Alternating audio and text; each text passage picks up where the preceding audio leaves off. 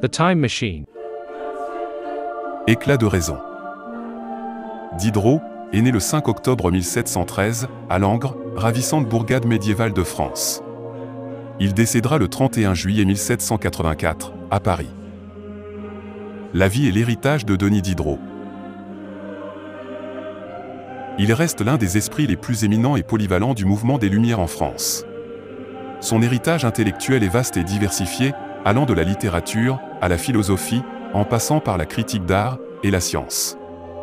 Diderot naîtra donc dans une famille de la bourgeoisie provinciale. Langres, cité médiévale, est située dans le département de la Haute-Marne, dans le nord-est de la France. Son histoire remonte à l'Antiquité, où elle était connue sous le nom de Andématunum.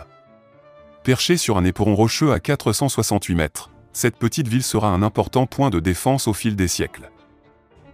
La mère de Diderot se nommait Angélique Vigneron. Elle était la fille d'un maître tanneur et maquignon bien connu sur la place de Dijon. Cette belle femme dynamique sera souvent aux côtés de son père, lui donnant la main pour le travail. Plus tard, elle sera une mère douce, emplie d'attention pour ses enfants, et en particulier pour Denis. Elle jouera un rôle important dans la vie de l'écrivain. Le père de Denis, Didier Diderot, était un gaillard très travailleur. Il était connu pour être un homme honnête, mais économe. Il était maître coutelier et rencontrera sa future femme, lors d'une foire en Champagne. Ils se marieront le 19 janvier 1712 à Chassigny, près de l'abbaye d'Aubrive, en Haute-Marne. Diderot sera l'aîné d'une importante fratrie, dont chaque membre tint un rôle important dans la vie de l'écrivain. Sur les 7 enfants, nés de l'union des parents Diderot, 4 seulement atteignirent l'âge adulte. Si Didier Pierre, Denise et Denis vécurent de nombreuses années, en menant des existences bien différentes, une autre sœur, celle-ci nommée Catherine, connaîtra un destin peu envieux. Catherine, surnommée la Ribouldingue, entrera chez les religieuses Ursulines de Langres, en mars 1739.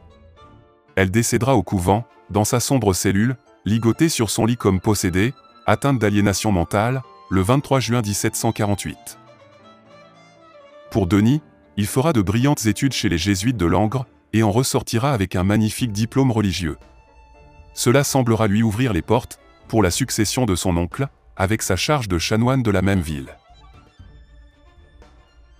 Diderot arrivera à Paris à l'âge de 15 ans. Il poursuivra ses études dans la capitale, après avoir reçu la tonsure par l'évêque de Langres, pour le faire bien voir des autorités religieuses parisiennes.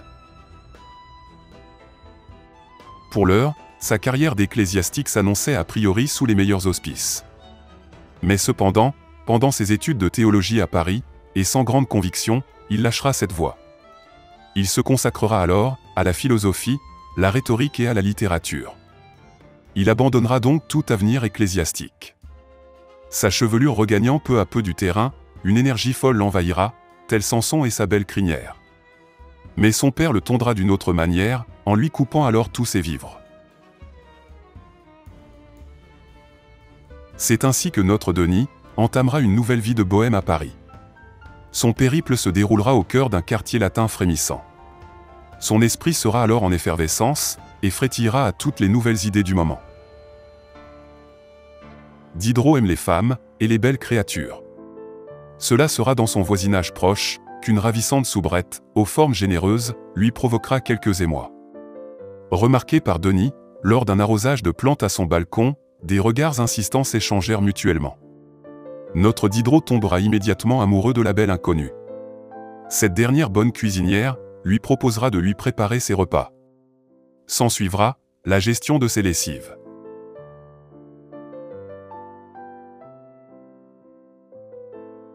Diderot se mariera avec cette Antoinette Champion, dit Nanette, femme pulpeuse et très aimante. Leur relation fut apparemment stable, mais pas sans conflit. De cette union naquit une fille, Marie-Angélique Diderot, la seule survivante à ses frères. Par mariage, cette dernière deviendra marquise de Vendôle et autrice. En ce qui concerne Denis Diderot, leur mariage restait plus pragmatique que passionnel, et il semble qu'ils aient eu des hauts et des bas. Antoinette était souvent décrite comme une femme de caractère, et certains historiens suggèrent qu'elle aurait pu être un peu possessive envers Diderot. Le couple s'est maintenant installé aux 3 rue de l'Estrapade à Paris, dans un appartement plus confortable. Le calme semble être revenu avec Antoinette, mais le dialogue semble difficile. Cependant, c'est avec Sophie Voland que Diderot entretint une relation épistolaire profonde et durable, marquée par une intimité intellectuelle et émotionnelle rare. Leur correspondance, qui s'étend sur plus de 20 ans, témoigne d'une connexion intellectuelle et émotionnelle profonde.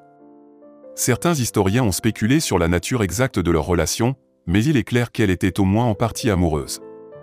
Sophie Voland était une femme mariée de la bourgeoisie parisienne, et leur relation était souvent teintée d'une certaine clandestinité. Leur correspondance était souvent explicite et intime, abordant des sujets qui allaient bien au-delà de la simple amitié. Diderot trouvait en Sophie une confidente précieuse avec qui il pouvait discuter de ses idées, de ses préoccupations et même de ses frustrations conjugales.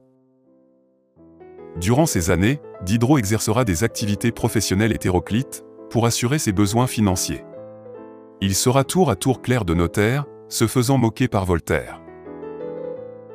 Puis précepteur de mathématiques pour la haute société parisienne, et c'est à ce moment-là qu'il fera la connaissance de d'Alembert. Ensuite, il sera professeur de musique pour une riche famille de Chantilly. Et pour finir, écrivain public et même pigiste pour le journal Mercure de France. Il sera alors lu par les nobles de Paris, trouvant dans cette plume un certain art de la rhétorique. Pour la classe des bourgeois de haute fortune, il sera également apprécié pour ses textes économiques et sa vision du Nouveau Monde. Son article sur les Amériques suscitera pas mal l'envie à certains de songer à l'immigration sur l'autre continent.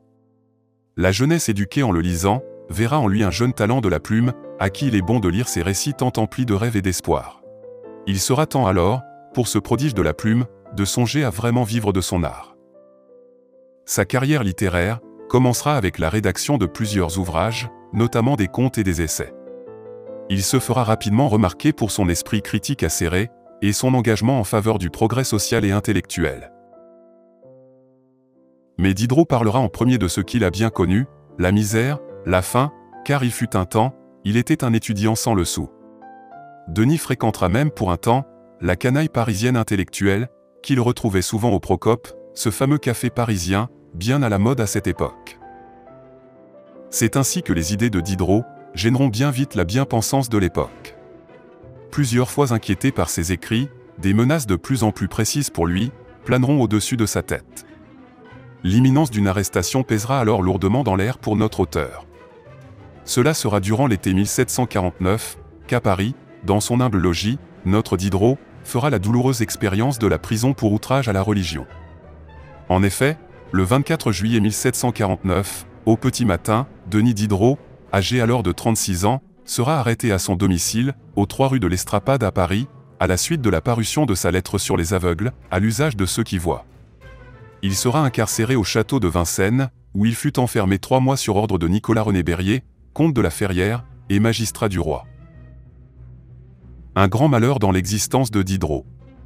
Cependant, son fidèle et vieil ami, Jean-Jacques Rousseau, viendra lui rendre visite, essayant de lui remonter le moral.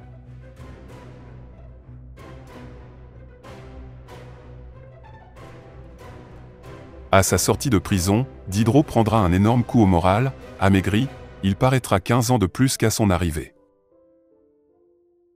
Il privilégiera alors la prudence dans ses écrits et restera bien modeste du côté de la plume de son vivant. On lui confiera la traduction de 6 volumes de médecine de Robert James. Ce travail va le renflouer sur le plan financier et lui apporter un réel gain en expérience qui lui servira largement lors de la rédaction complète de l'encyclopédie.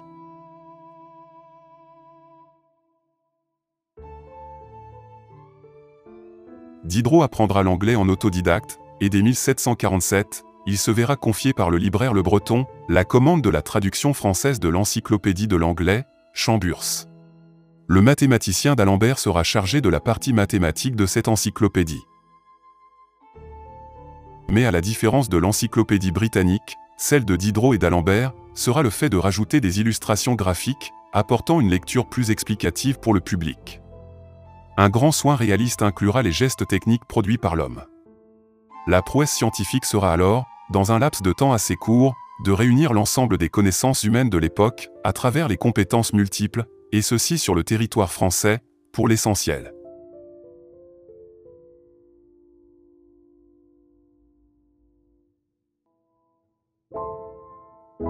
Cela sera donc surtout en tant qu'éditeur et directeur de l'encyclopédie, ou dictionnaire raisonné des sciences, des arts et des métiers, que Diderot laissera sa marque la plus durable.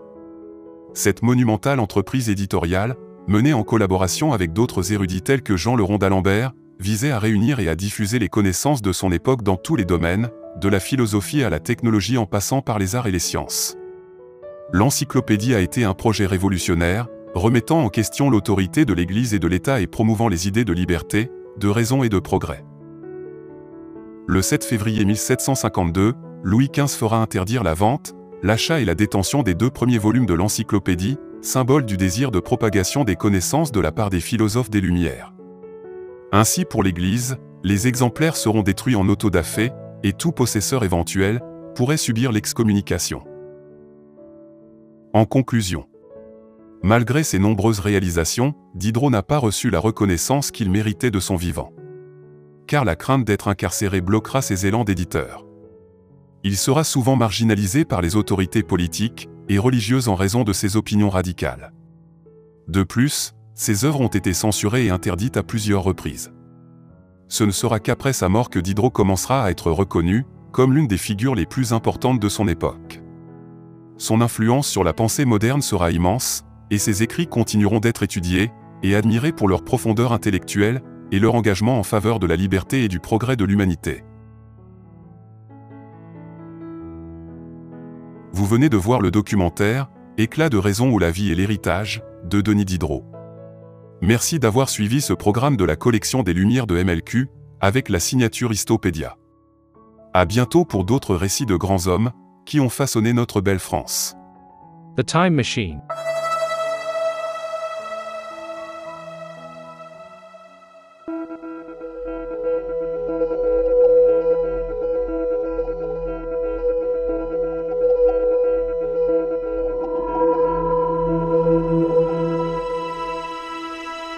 Histopédia, l'encyclopédie historiographique.